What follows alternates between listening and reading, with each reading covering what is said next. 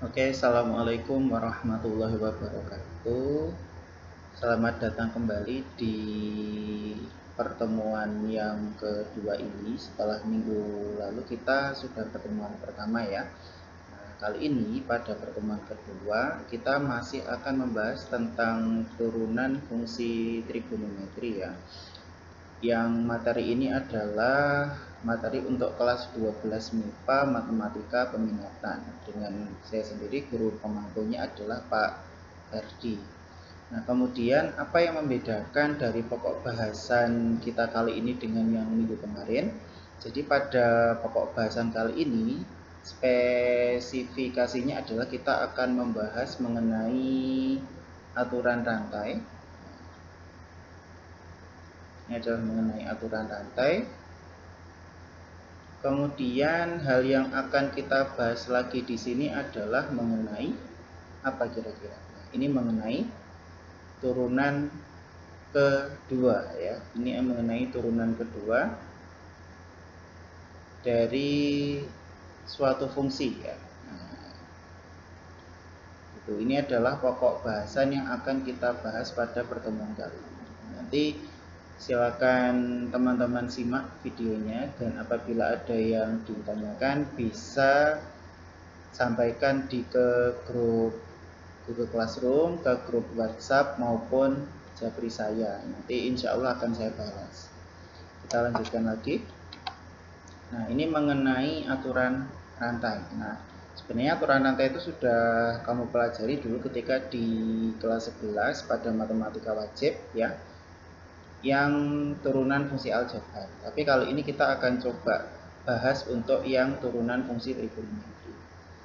Kita lihat dulu, ini misalkan Y sama dengan Fux ya. Nah, Y sama dengan Fux ini sebenarnya bisa dinyatakan dalam bentuk lain ya. Jadi bisa dituliskan dalam bentuk lain, yaitu adalah Y sama dengan F bundaran Ux. Nah, teman-teman mungkin masih ingat ya, kalau konsepnya bundaran itu adalah konsep matematika yang kita pelajari pada bab fungsi, yaitu adalah fungsi komposisi ini. Ini teman-teman dulu pelajari di kelas 10, ini mengenai fungsi komposisi ya. Fungsi komposisi. Nah, kemudian pada fungsi komposisi ini ada simbol bulatan seperti ini. Nah, ini dibaca bundaran ya. Oke, ini yang ini loh. Nah, ini bulatan ini kita baca bundaran ya. Oke. Terus di sini misalkan fungsi f dan u itu juga mempunyai turunan. Nah, ini maka yang pertama, turunan f terhadap u itu adalah df per du. Nah, atau juga bisa dinyatakan dengan dy per du. Nah, ini sama saja karena pada fungsi, jadi nilai dari y itu kan nilainya sama dengan fx. Jadi sama saja ya. Makanya ini hanya sebagai bentuk lain dari penulisan df ya. Jadi df itu bisa ditulis sebagai dy. Kemudian turunan u terhadap x, nah itu adalah du per dx gitu. Ini adalah du per dx. Nah, ini merupakan turunan u terhadap x. Nah, selanjutnya turunan f terhadap x itu bagaimana terusnya? Ya kan? Ini terusan gimana? Maka nanti ini bisa dinyatakan dengan y aksen itu sama dengan dy per dx, atau di sini bisa kita tulis menjadi dy per du kita kalikan dengan du per dx. Nah, ini rumus perkalian dy per du dan du per dx untuk menentukan nilai dari turunan pertamanya atau y aksen ini sama dengan dy per dx. Nah, inilah yang kita sebut sebagai aturan rantai. Nah, terus kemudian bagaimana aplikasinya untuk menentukan turunan? Nah, ini kita bisa lanjutkan ke contoh soal. Jadi misalnya ini ada contoh soal nih, ini akan kita kerjakan bersama. Kita bahas dulu ya. Diketahui Y sama dengan sin 8X, maka tentukan turunan pertama dari Y. Nah, langkah untuk mengerjakan soal ini, ini kita harus melakukan pemisalan dulu ya. Karena apa? Karena nanti ini akan kita kaitkan dengan aturan rantai ini, jadi harus dilakukan pemisalan dulu. Oke, ini saya tulis lagi soalnya. Jadi dari soal tadi kan diketahui Y sama dengan sin 8X. Lalu manakah unsur yang kita misalkan? Nah, jadi dari sini yang akan kita misalkan itu adalah 8X-nya. Nah, ini yang akan kita misalkan. Kita misalkan dulu. Dan kita bisa memisalkannya dengan variabel U. Jadi ini sesuai dengan yang diketahui tadi ya. Kita misalkan dulu, misal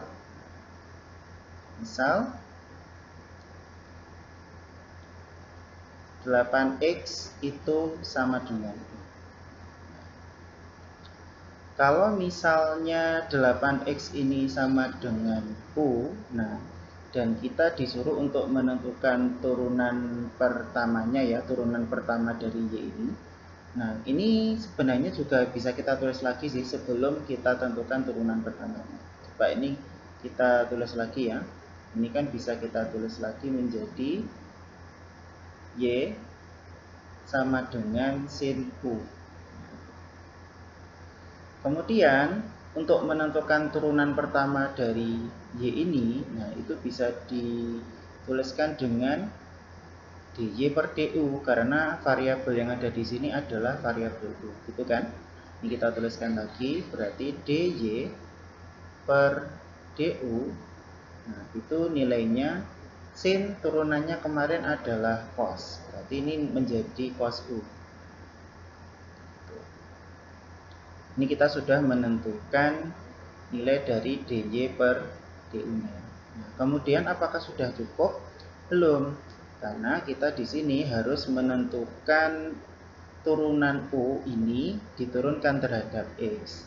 Nah, karena U tadi dimisalkan 8X, berarti kita menentukan turunan dari 8X-nya ini. Berarti kan kalau saya tuliskan lagi nanti menjadi du per dx.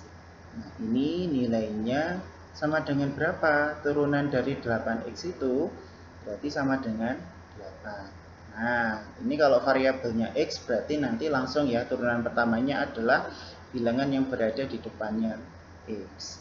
Kalau misalkan proses ini kita detailkan, sebenarnya kan kita bisa pakai rumus turunan yang biasa kita gunakan.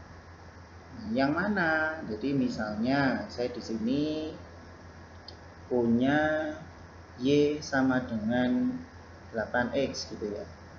Nah, rumus turunan, jadi nanti kalau misalnya ada Y sama dengan AX dipangkatkan N, maka Y aksen itu kan nilainya sama dengan N dikalikan dengan A dikalikan dengan X dipangkatkan N dikurangi 1. Nah, ini berarti X-nya kan pangkatnya adalah pangkat 1.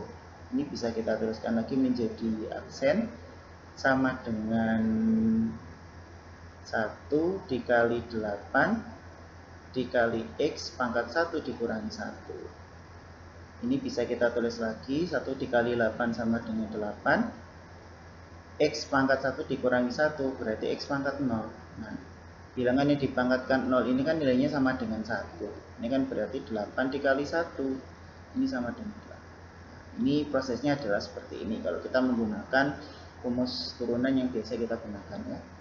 Ini kita sudah ketemu du per dx-nya sama dengan 8 dan dy per du-nya sama dengan cos U. Artinya kita bisa menentukan turunan pertama dari y tadi. Ingat bahwasanya pada aturan rantai itu kan berlaku Y aksen sama dengan dy per dx atau dy per du dikali du per dx. Ini saya tulis lagi ya. Rumusnya tadi seperti itu. Berarti Y aksen sama dengan dy per du kemudian kita kalikan dengan du dibagi dx. Ini kan berarti bisa langsung kita substitusikan. DY per GU nya tadi berapa? Oh, ternyata ini sama dengan cos U gitu. Berarti di sini cos U. Ini kita kalikan dengan DU per DX nya tadi adalah 8. 8 dikali cos U. Ini berarti hasilnya sama dengan 8 cos U. Atau sekarang kita kembalikan lagi dari pemisalannya tadi ya. U tadi itu kan dimisalkan sama dengan 8X. Nah, ini U tadi sama dengan 8X. Maka nanti tinggal kita lakukan substitusi dari pemisalan kita tadi. Berarti substitusi. Nah, sehingga nanti dari sini bisa kita tuliskan kembali menjadi 8 cos 8X. Jadi seperti itu ya teman-teman untuk penggunaan aturan rantai ini. Nah, kemudian dari aturan rantai ini nanti akan melahirkan suatu sifat ya. Jadi ketika nanti ada bentuk Y itu, saya beri catatan dulu. Jadi ketika nanti ada bentuk Y itu nilainya sama dengan sin AX, maka bentuk ini itu untuk turunan pertamanya atau Y aksen itu bisa kita tuliskan menjadi A cos AX. Jadi seperti itu ya. Ini kalau kita menggunakan rumus turunan yang kita dapatkan kemarin, itu sebenarnya kan berasal dari sini. Semoga penjelasan ini bisa dipahami ya teman-teman. Nah, nanti seandainya teman-teman masih bingung dengan penjelasan ini, teman-teman bisa sampaikan di grup WhatsApp atau japri saya. Nah, nanti insya Allah saya balas ya. Terima kasih. Cukup sekian untuk part ini. Apabila ada kekhilafan saya mohon maaf dan mohon koreksinya. Wassalamualaikum warahmatullahi wabarakatuh.